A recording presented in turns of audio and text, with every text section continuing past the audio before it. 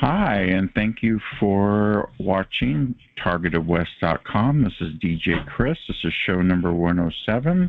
It is the 7th of April, 2024. It is now 63 degrees here in Lodi in my trusty camper. I'm here with my cats and Matt G, and of course the opinions of the people on the call, whether they're the interviewee or the audience, are that of their own and not that of Targeted West or DJ Chris. And I appreciate you watching me on your preferred platform, whether it's listening on Spotify or watching on YouTube or BitChute or Archive. I appreciate it. So today we have with us Cheryl Welsh from mindjustice.org. She is one of the first people I contacted when I got targeted back in the early 2000s, and she was gracious enough to email me back and tell me that I was rather calm. And it made me laugh because I did talk to people that weren't very calm. So without further ado, I'm introducing Cheryl Welsh. Hello, come on in. Thank you very much. Thank you for having me. It's been a long time since I've done much networking, and so this is a really nice way to get back into it. Yes, we'll have people go to your website because it'll be on the show notes, and they can check out what you have to offer. Of course, in our conversation we just had, you may be updating it, of course, because of the Havana syndrome situation, and of course all the exposure now. Yes, that to me is one of the big breakthroughs that we haven't had in a long time. This one is really you'd like it to stop tomorrow or today, but this is better. This is progress. This is really going to expose more and more. Yes, it is. And, of course, they admitted the fact that people have microwave hearing from it. Your site mentions microwave hearing and microwave weapons in detail back before these conferences were even popular. So that's an incredible information. So you watched the 60 Minutes piece, and they were accusing Russia of it. But as we know, the United States has their own directed energy weapons programs. They're funding it fully, and it's an alternative to bullets and other alternative or all older traditional weapons. It's a fourth industrial revolution weapon, basically, is what it is. Yes, well, my case started, almost 40 years ago, my own targeting, and so from there, I didn't know what was going on. I didn't know who was behind it. It's been a real slow process, but I think over the years, I've really put on my website, figured out what is going on. It took a while. It's a long story, isn't it? We have plenty of time. Yeah, it began with you were working at Kaiser, and you wanted to go back to school and make some changes in your life, and that about when it started. That is when it started, yeah. And because I was thinking of joining the Army or going to UC Davis, and I went to UC Davis, and all of the street theater. My case was really big on the street theater. I'm one of the luckier ones. I don't have the microwave hearing. I don't have the pain that so many people have, and so that's why I feel like I've really been able to look at the science and history of what's behind this. And, Julianne McKinney back east, I was able to contact her, and she really, she was the one with Harlan Gerard that had already, nailed the government, said that the government was behind this and that this was CIA tactics. And so from there, that was like the start of looking at electromagnetic radiation and the non-lethal weapons, and all of this not being reported in mainstream news. You can, and the Russian information. It's just a long story that I like history and documenting that. So that's what I did on my website year after year, and so now you've got the Havana syndrome. And that's really exposing the cover stories of the government. It's exposing if you read the facts. Russian involvement is obvious. I mean, Havana syndrome really should have been, the cause of. We know these are the weapons that are being used to cause the Havana syndrome, and so, but the U.S. government is not admitting this. But in the process, like the microwave hearing, before I have on my website where the scientists in mainstream news, they say microwave hearing, that's impossible. It's not scientifically possible. These are conspiracy theories. Microwaves don't cause these symptoms. Well, you have a total about face now where that same scientist is saying, well, yes, I guess it is possible. And so that's what I'm trying to document at this point, to just show the public, that this is a long story, it's all facts, and you can show how the government is really covering up this more than just what the Havana syndrome people are experiencing, much more. They have so much to cover up. But it's really that the bioeffects of electromagnetic radiation, the research there that can really access the brain. And anyway, I'm starting to wander, but you get the points that I'm trying to make, I hope. You're doing great, and that website again for everyone is mindjustice.org.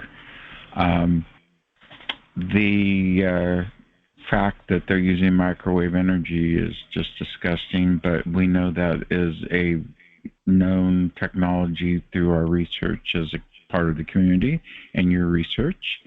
Of course, in my case, when they can't get my attention with the telepathy, they zap me in my foot. So they're using that on me too. Right. I mean, it's really, they know how the brain works and the body works, and it's really been weaponized. There's just no doubt about it. And yeah, I believe it's they've gotten to the point where they have decoded our DNA, and they're actually entangling us with quantum computers somewhere. Wow. Yeah, I have not gone to that aspect. I can hardly get through the EMR. But I'm sure this will go on and on. Yeah, my grandmother had the audio telepathy back in the 50s. My father had it. I saw him walking around talking to himself, and I asked him in the 2000s after I got it, and he says, yes, I also have it. And my dad was a Freemason, believe it or not, so can't say it's the Masons because they were going after him. Of course, he could be a lower level Mason, but it's not always Masons. This is more of a military thing. They can say Masons are involved in the military, which they are, along with police. But this is bigger than that. This is neuroscience. This is weaponry that is exotic in nature that the United States is probably selling to other countries, since we are the war weapons capital of the world and we are the banana republic of it. I'm sure we are probably trying to hide the fact that we're selling this technology all over the world to people. I don't know. I hate to disagree with you, but it's like the atomic bomb. They don't sell that around the world. I just think this is along those lines where it's just too important. I think they're developing it in other countries, but I'm not sure. And like the atomic bomb, India has the atomic bomb, and blah blah. But it's just so controlled. I mean, this is an intelligence tool, basically. Oh, it is. Yeah, when I was first targeted, they interrogated me like a CIA coup bark manual. Huh. Yes. When I in the mid 2000s, when the Abu Ghraib was exposed, the no touch torture, was in the headlines, and that really fit, like the programs that the victims, the targets that I was networking with, were undergoing. I mean, they that same theory of, why no-touch torture works. Why do they have them isolated? Why do they bombard them with shock and awe? I mean, it's all because of what the goal of the weapon is to neutralize the enemy, and it has very specific. So that was another big breakthrough from just figuring out what this is all about. This is about controlling people and neutralizing the enemy. Yes, and when you use The Art of War, the book itself, and use that as your guide, like a lot of countries in the United States have done, I think it's Sun Tzu. That book alone is used in business and military, and of course in Abu Ghraib and Gitmo they had a report on torture from the CIA, or about the CIA, and they lied and they erased so much information, and there was a lot more than just waterboarding going on. It was severe torture, and I see a lot of parallels in our program that we're involved in as far as CIA type tactics. Yeah, they posted, from the articles online, this one Guantanamo guy who was going to court recently, and not recently, it's been a couple years now, but in his court documents, he alleges that they're beaming weapons, they're beaming waves at him, and he described it, and of course you can't get anyone to believe it, so his lawyer believes it's mental illness and it's not happening. And that's the one thing about our case is nobody investigates. At least with Havana syndrome, they are doing the medical tests, and all of that is so expensive. I mean, you can really learn how hard it is for the Havana syndrome victims to get as far as they've gotten. It just takes so much money, and it's such high tech. And the medical tests and all, because they're government employees, they get that, but we don't. Who can come up with that kind of money and testing and hire those experts to investigate, and have your insurance cover it. Yeah.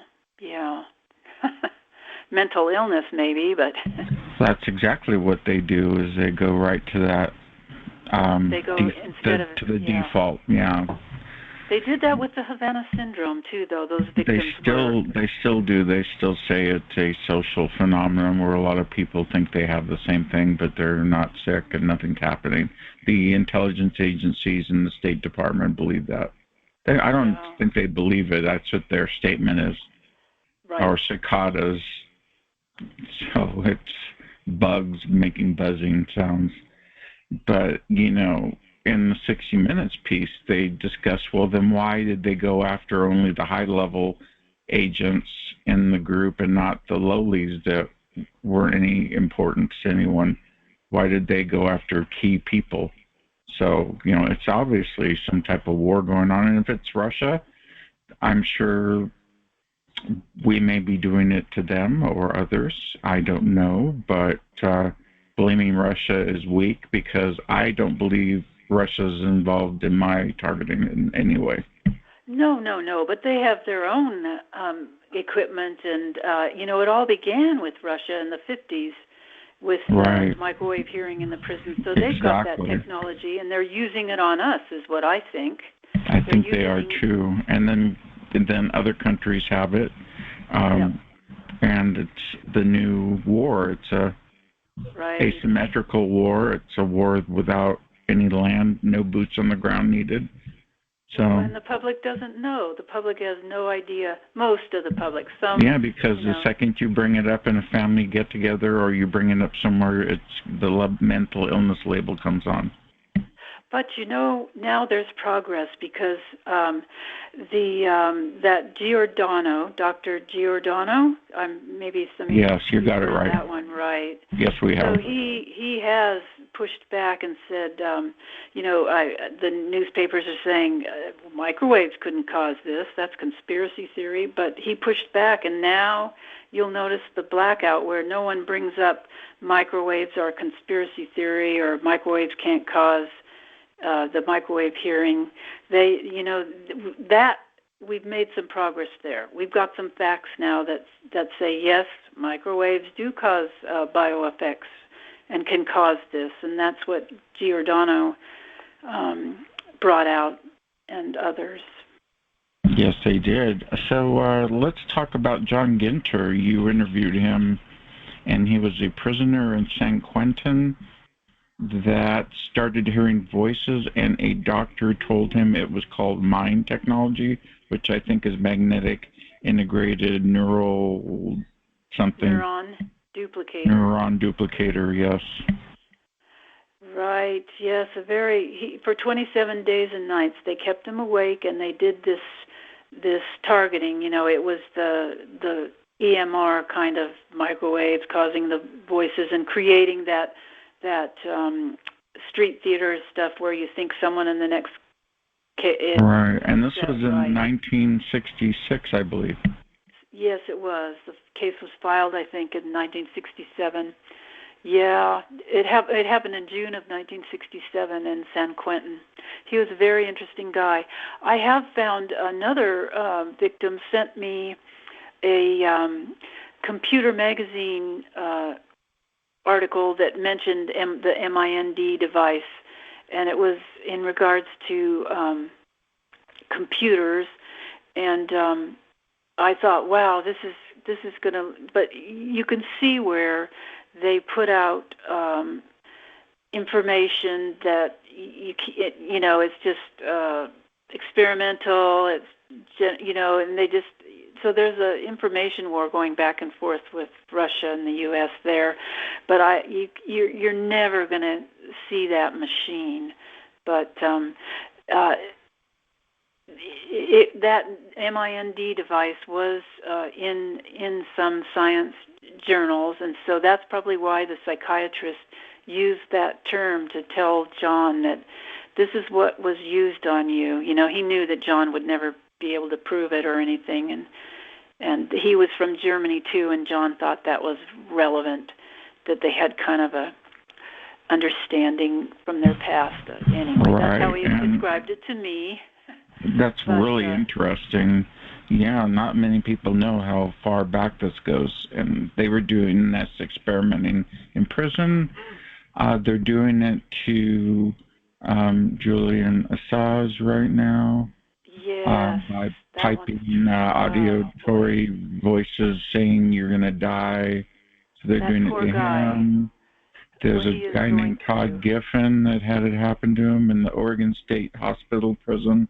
Yeah, they seem to like to do that when you're locked up. A lot of prisoners have contacted me in the past. So definitely they have big programs in the prisons. Very tragic, no doubt. They figure they're in prison. Why not experiment on them, right? Well, that's the history.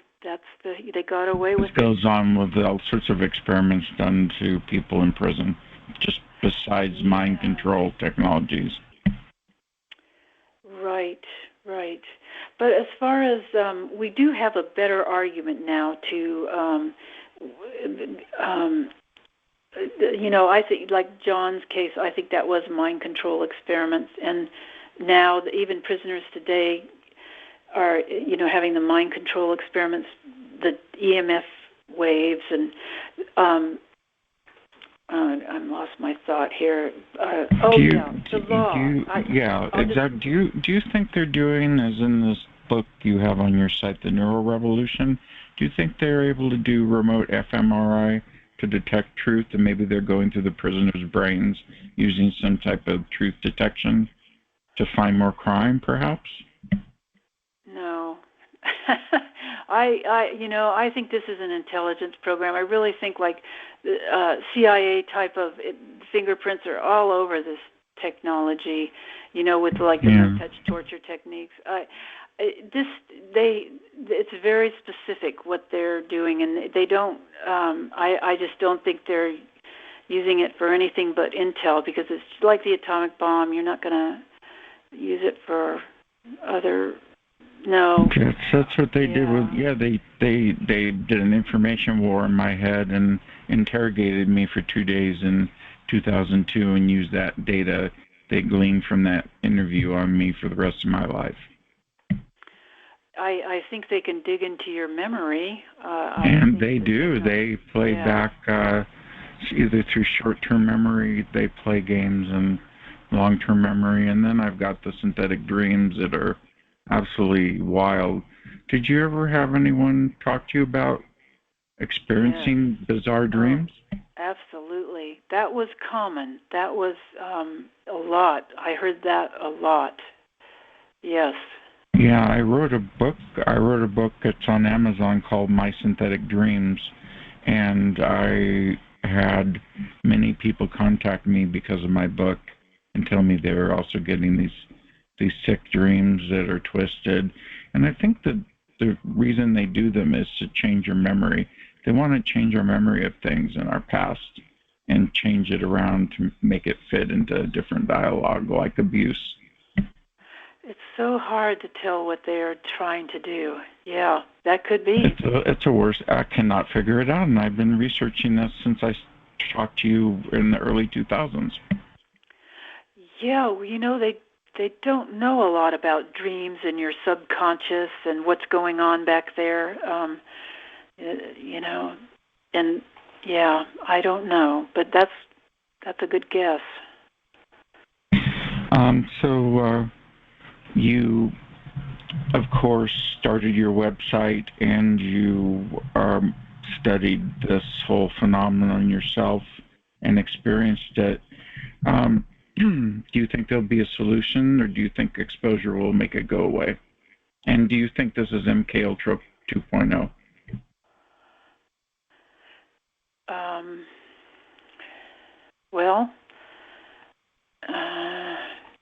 Yeah, I mean, it's such a powerful tool. I mean, I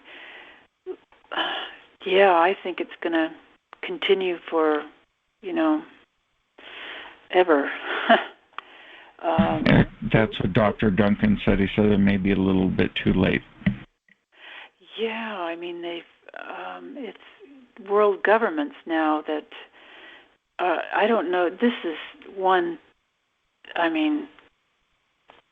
tough problem. And a lot of it's based in the Berkeley, Livermore, Stanford environment. And the hippies saved physics. A lot of this was thought of in hot tubs and Big Sur. So, a lot of stuff going on in Silicon Valley and a lot of neuroscience going on here for decades that people don't know about. They think it's all chips. Oh, right. Yeah. Berkeley seemed to have been a hotbed. That one author who was so funny. The one about sheep, counting sheep. What's that author? That they made that into a movie. Anyway, I think he was a target. I read some of his books, and he talked about the Russian mind control, and he lived in the Berkeley area. They count sheep, don't they? That one? Electric sheep, yes.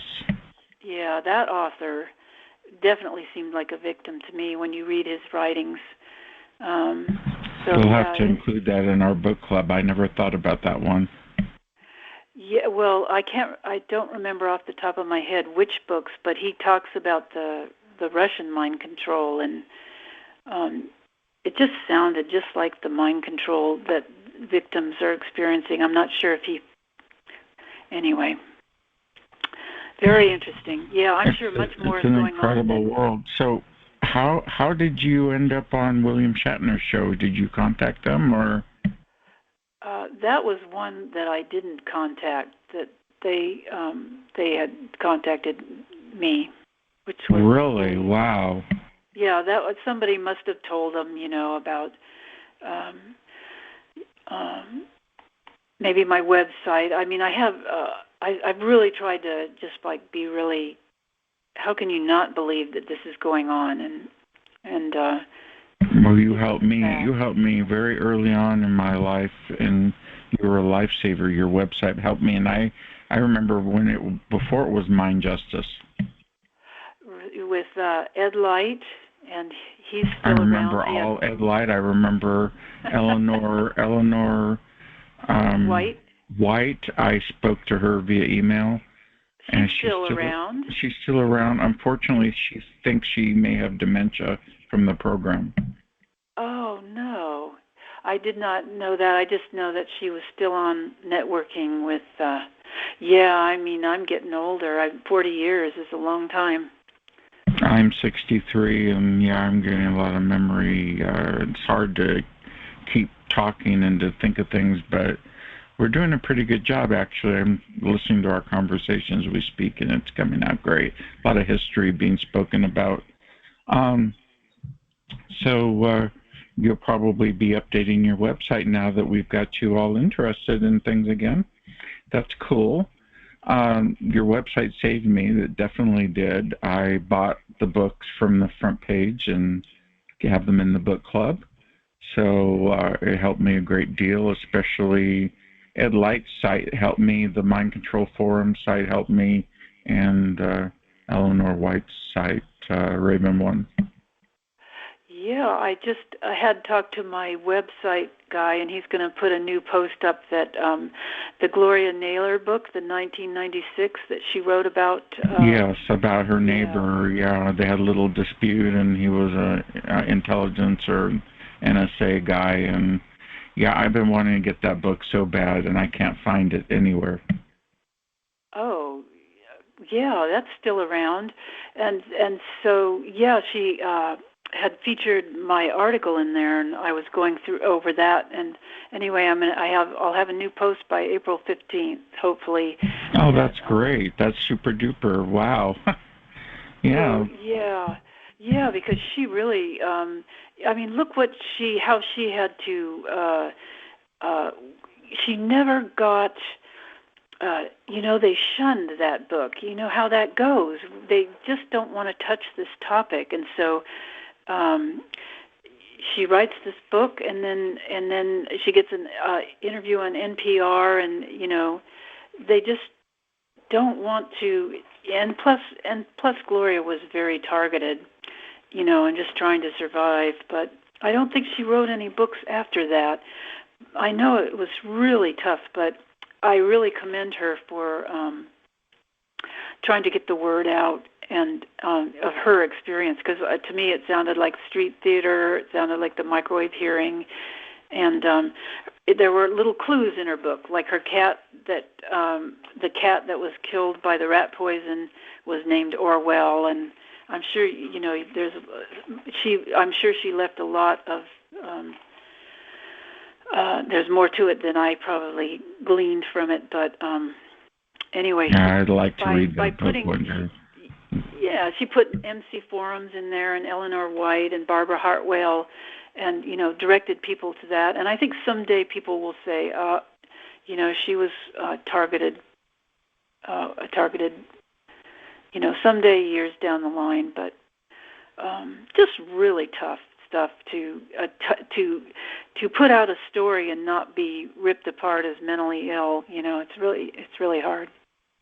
Oh, I know. It's absolutely wild. I, of course, went to get mental health or help when I first got the voices, and I went to Los Altos and got a nice diagnosis. And then when I moved to the Central Valley near Stockton, I got an ugly diagnosis of the same symptoms. So what is depression in Los Altos near San Francisco is schizophrenia in Stockton.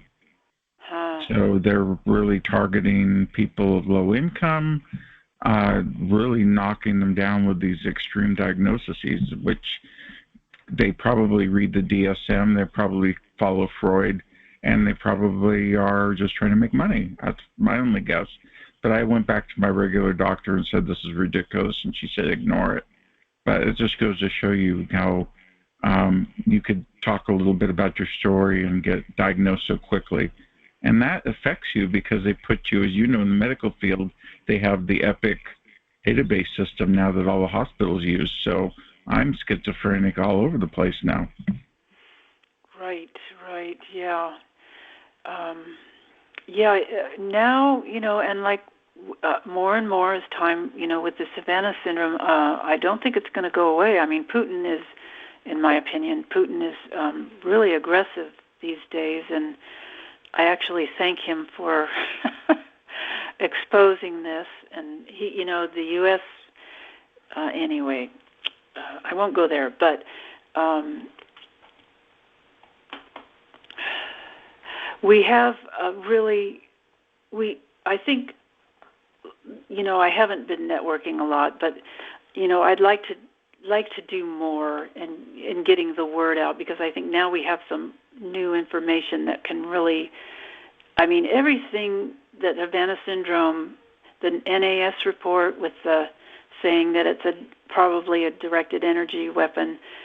That it's all that EMR bioeffects history is, it's on my website, all that Russian history. And so if I wrote a good article, I could show that, even though the atomic bomb, the radiation experiments in the 90s with Clinton was exposed, and all those experiments, they had hearings, and they were supposed to close the loophole in the law that allowed for non-consensual experiments. We can show, I did that part where I showed that in the Bulletin of Atomic Scientists that there's still, to this day, a loophole in the law that would allow for these experiments today, and no one's going to get punished through the U.S. law. So you can show step by step how the NAS report is by scientists. They think it's a directed, and you just, keep saying it over and over. We have no legal protections from these experiments. We have a history that supports that these Havanas, like that. So that's kind of my thinking.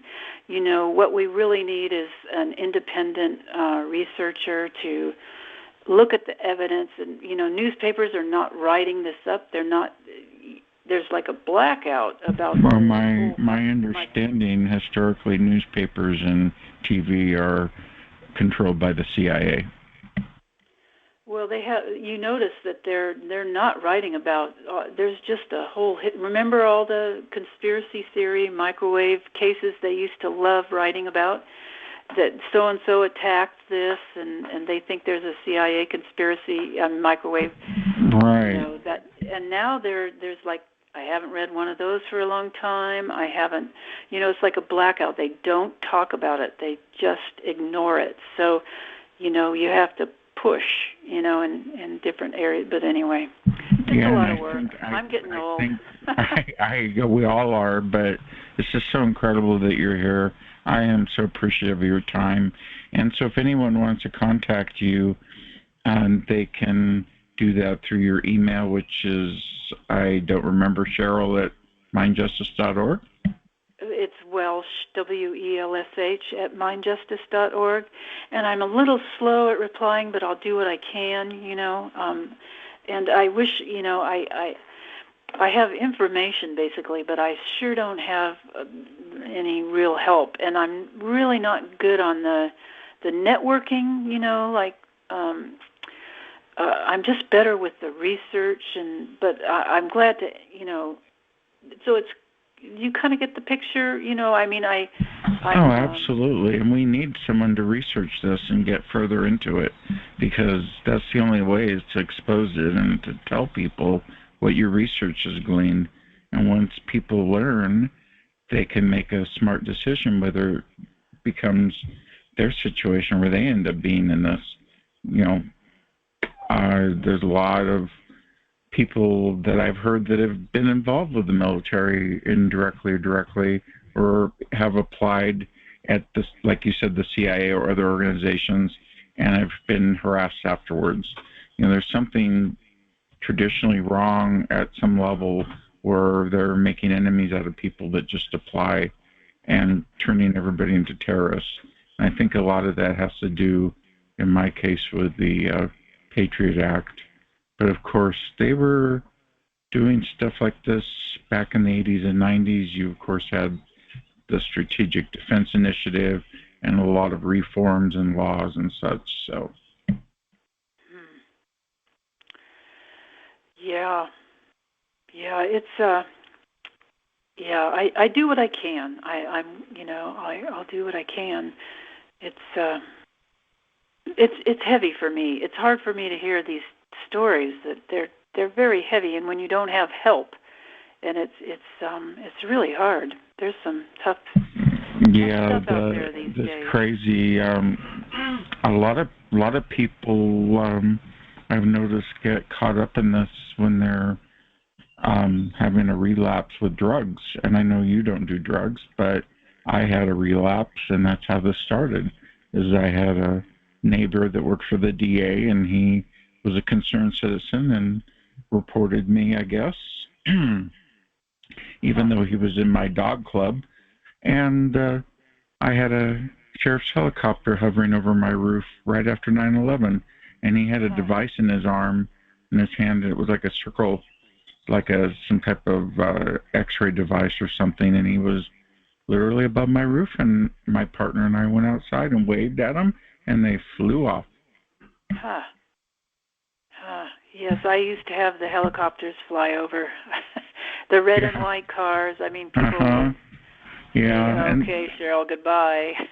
Yeah, that was a wild. And now it's so quiet. I've mapped out the AI in my brain, and now they can't do anything to me because I've developed an aversion to it all through the fact that they keep repeating it. And instead of creating what they think is a CIA psychic driving situation, in fact, is backfiring, and I have developed aversion, so I don't even get bothered, and I've learned to ignore them now. And like I said, it's all automated now, so AI is playing a big part. How do you feel about the threat of AI in general, and as far as safety and integrity of work and such? What is your opinion on that? Oh, well, I've been following it for about a year, as it, in the newspaper, and it's here, it's coming, it's going to happen, and it's going to change things. It sure sounds like it. What do you do about these things? They're. Well, I have a wild idea. Why not harness the power of AI to get the word out, to help us get this exposed? For example, I made a coloring book using AI, and I made my whole family's picture book of all my family memories into AI, and I have an actual coloring book for sale on the internet. And so you could actually harness the advantages, but the disadvantage is using it as a neural weapon, in my case. And so you used AI. What program did you use? I used Canva, Canva AI, Magic, whatever. Yeah, and it made the whole book for me, and I typed in the words I wanted to use, and so it's quite powerful in many ways. But like I said, it's also being weaponized for many bad reasons. Yeah, I have to admit, I feel like I'm not keeping up like I used to on a lot of issues, but I'm in the same boat. I had no knowledge. I just dug into it like you have in the last year or so, when it's starting with all the controversy over the different companies with their own AI programs. So I started paying attention to it and learning a little bit about it. Wow, very good. But I know they're doing AI in my brain. A lot could be done. I do what I can, and I like the science and history and documenting, and that's what I do. And I hope I really encourage other groups and other networking and other whatever you can. Were you able to meet? Did you ever meet Dr. Elizabeth Rauscher yourself? Yes, I did. Oh, tell me a little bit about that. That's an incredible story. She is a female physicist, knows physics very well, a nice lady, and she would walk around Lawrence Livermore Labs and No one even asked her who she was. I thought that was so incredible. Tell us a little bit about her. Well, she was doing the electromagnetic radiation, bioeffects. She was interested in that with her husband, and they both, when other physicists other scientists were saying, there are no bioeffects, and they were researching it, and then they got targeted, with. They were told, stop the research, or you're going to lose all your contracts, government work, and so that's what happened. She was the one on CNN, and they actually did on Chuck DeCaro. They beamed the magnetic signal and caused him to see a visual.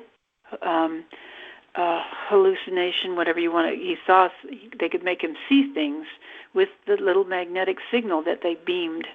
So, but they had to stop all of those, all the public media, because they got threatened by the government agents, and it's on my website. The exactly who it was, and. Anyway, she's just a super smart person, and she really couldn't help the victims because she was,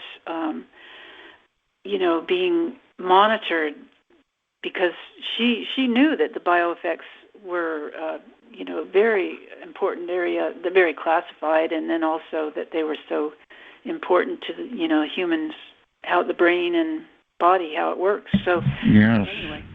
And it causes one of the major symptoms of people who are targeted with electromagnetic radiation is their teeth fall apart. And I've known so many people, including myself, who ended up getting dentures or their teeth fixed. Yes, I mean, yeah, they right, and so that's why you don't hear about it, and that's why. If you can get this information out, I mean, she was no small. She was worked with Lawrence Livermore. She worked with. She had a Q clearance, yeah. Yes, right. So, and so David Kaiser, the historian, wrote the book and talked about her in there and her group at Berkeley and how they had meetings, and there was a show on Nova, actually on PBS, where it featured some of the work of that group, and it turned out they were right. Their research was right. So anyway, on my website, I was really thrilled to get that oral history where she told her story, and she talked about, not only her amazing life, but her brush with military involvement in the EMR stuff. Yeah, a lot of people try to avoid the military when getting funding. Unfortunately, so many things in our world started with the military and DARPA. The book we're talking about is How the Hippies Saved Physics by David Kaiser. It came out in 2011, and it's a great book. It talks more about Dr. Elizabeth Rauscher that Cheryl interviewed, and it's a definite book to read in our book club, the TI book club, of course. Or you could look at the. You could actually read the oral history. I think there's a link there, and then an interview with her where she talks more. Where I focus in on the mind control aspects and the EMR. But yeah. Are you still getting people around you acting strange, or is that part calmed down too? It's calmed down an awful lot. Yeah, boy. Yeah, in the very beginning, they just really try to isolate you, and I don't know if you lose jobs, your friends turned against you. Nothing seems to work out. It was that shock and awe kind of a thing where they just attack you from all sides. But I'm lucky. The first 3 years were like they're looking for your breaking point, and then for me, it was bad for like until maybe 2000. oh, 12. I don't have that pinned down. Looking back, but then it just has. It's a lot less now. So I'm one of the luckier ones. That's great to hear. Well, I've basically learned to accept my fate, and I've learned so many things about my AI voices and my telepathy that I've actually become smarter, but I'm going to use that against them. So if they were trying to turn me into some type of Manchurian candidate or super soldier, I'm going to use it against them, of course. not going to use it for them. Yeah, I mean, Gloria Naylor wrote that in her book 1996, that she was in a battle for her mind, and they win if you don't publish, if you don't talk out, etc. So whatever you can do, this is like real heavy duty, to me, torture. So, you do what you can, and, just surviving is amazing. I can't believe that some of the people who are going through some really horrific stuff are still surviving, and it's amazing.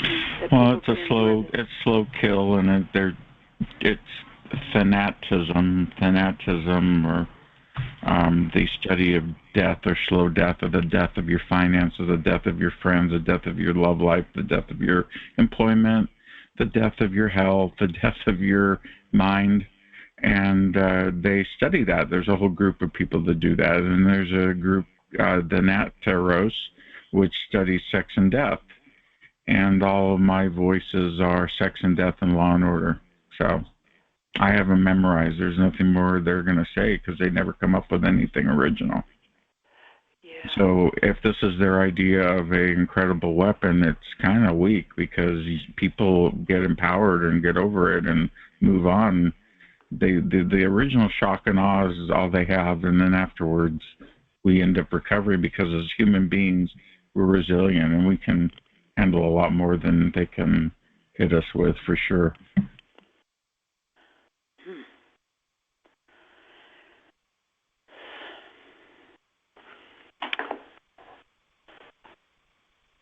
Are you ready to go to our question and answer session now? Whatever whatever works for you.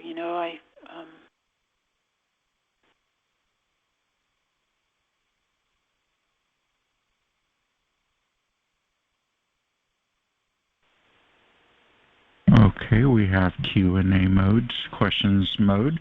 Does anyone have a question for Cheryl Welsh, our guest tonight? This is DJ Chris with Cheryl Welsh. Hello, come on in.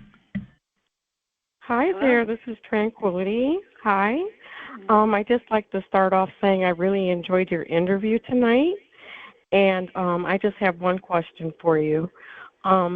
Given the complex nature of mind control theories, what is the most challenging misconception you've encountered in your advocacy work?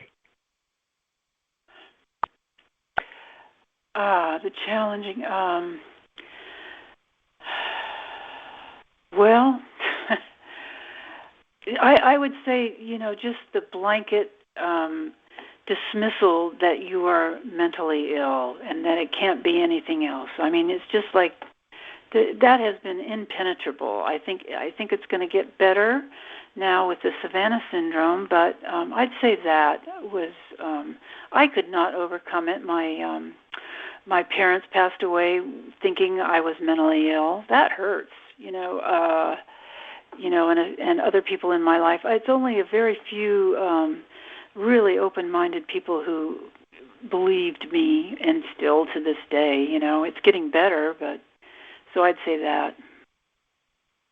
We believe you. Thank you for that. Yeah, we do believe you. Well, thank you. Yeah. Well, because you have first-hand experience, right? I wish I could turn a little button so my whoever I talk to, see, it really is true. Here's what it's like. The magic, like they have the mind control. If we can only mind control them to listen. Yes. Well, yeah.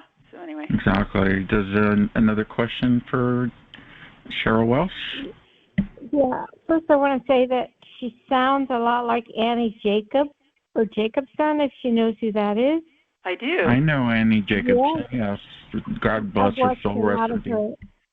Yeah, her videos, and I that's who I thought it was until I... Wait a minute. Are you talking about the author or... The author, yeah. Yes, right. Yeah. You have her kind of voice. But also wanted to let DJ know that I sent you, while you were talking, I sent you three emails on how to get your hands on that 1996 book. And the third email we sent is a review, but one is on Amazon, the other one is Third World Press. Thank you. Yeah, I need to get that book. Yeah, I think I do too. But it makes it sound like it's a fictionalized, like it's a novel. But either way, it looks like it's great reading. But I just want to say thank you to our guest for coming. I didn't know who she was until DJ started saying how, you were one of the first people that, he found. And I didn't know I'd heard of your website, but I didn't know of it, so I made a note. So, but just thank you for coming and sharing your story. Appreciate it. Thank you.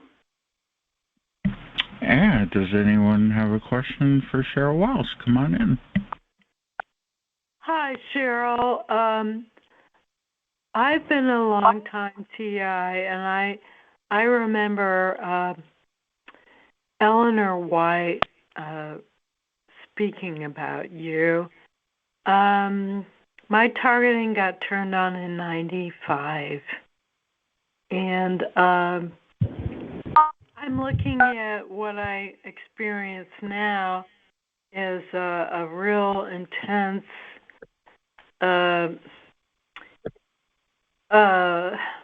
connection to a computer. It's really scary, and I do affirmations every day, and which are essential. And I haven't checked out your website yet, but I will. And I think that I am a TI, a targeted individual, because of my family. And that's really wild. It seems to me that there is a progressive search for bloodlines. And that's what I believe. And I would like your feedback on this. Well, I have to say, I don't follow the implant issue. I just have really, from the beginning with Julianne McKinney, I started with the EMR and Harlan Gerard. I mean, they said it's EMR, and so I started. I'm sure there are programs out there that I don't know about, and so I can't really comment. I don't really know.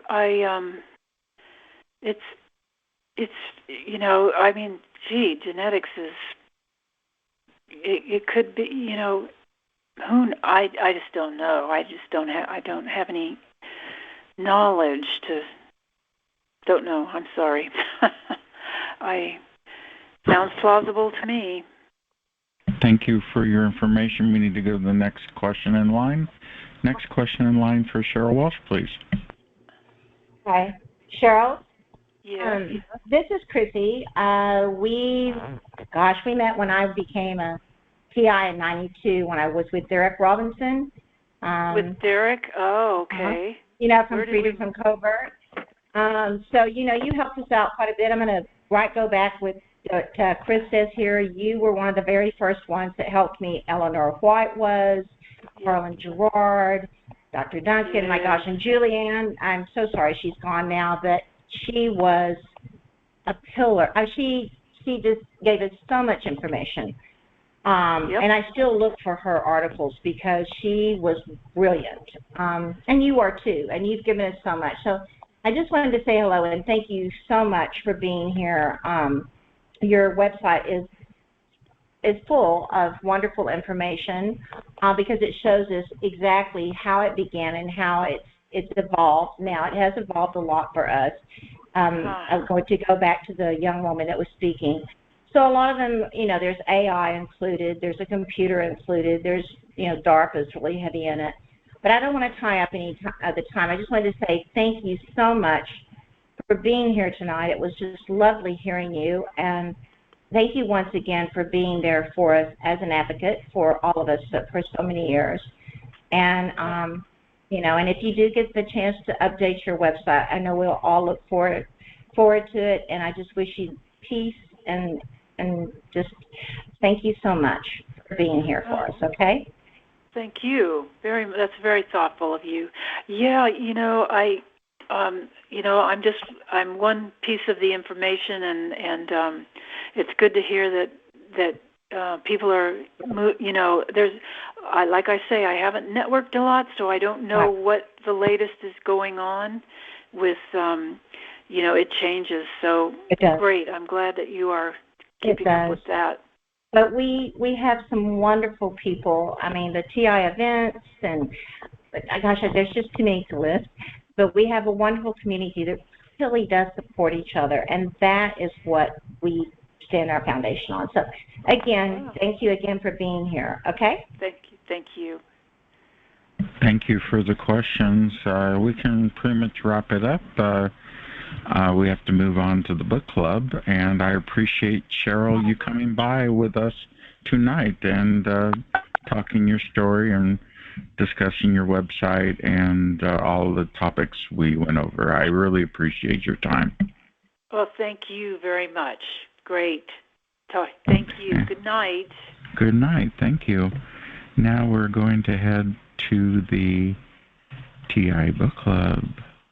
And we just spoke about some books with Cheryl Welsh. It's time for the TI Book Club, where every book opens a door to new worlds and shared journeys. Here, we uncover hidden gems, specially selected for TIs, and always within your reach. Be part of a community that reads together, grows together, and sees the world through the same lens. Don't just listen to stories, live them with us. Join now at bookclubs.com/TIBookClub/join, and let's turn the pages of adventure together. Well, thank you, Mr. Announcer. That's the TI Book Club. We meet every Sunday at around 6:45. This session, we talked about the Neuro Revolution book, How Brain Science is Changing Our World. It's by Brian Lorgren and Zach Lynch.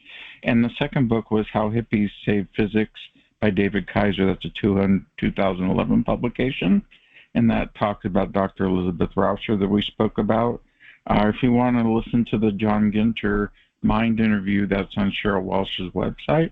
And the MP3 is there, or WAV file. We just have one more little quickie here, and then we'll end this recording. That concludes our book club. If you want to join the recording as instructed you to go to bookclubs.com/TIBookClub/join.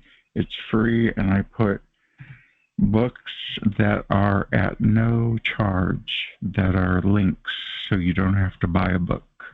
You can either buy a book or you can just get a free book. I always make sure there's both. Welcome to TIEvents.org, your official insider for the targeted individual community. As the go-to source for all TI events, we're here to keep you in the loop with the latest and greatest happenings. Discover daily conference calls, meetups, and exclusive events across the USA, all at your fingertips. Plus, planning a TI event? Advertise with us for free and connect directly with the TI community. TIEvents.org is not just a website. It's your gateway to a world of information, connection, and empowerment for TIs everywhere. TIEvents.org, your official insider. Dive in and discover today. To check out what the person earlier said, TIEvents.org. That's the place to be. Now it's time for open mic. It's the 7th of April, show number 107, and we're going to go ahead and say goodbye to the people that are watching this recording. Thank you for watching this recording. If you're on Spotify, please click like, make a comment, do the same, and subscribe on YouTube, subscribe on BitChute, and you can download the video or audio from archive.org. I have every show there for you, so you don't miss a beat. We'll be back next week with a new show, so stay tuned on your favorite platform. Thank you for watching.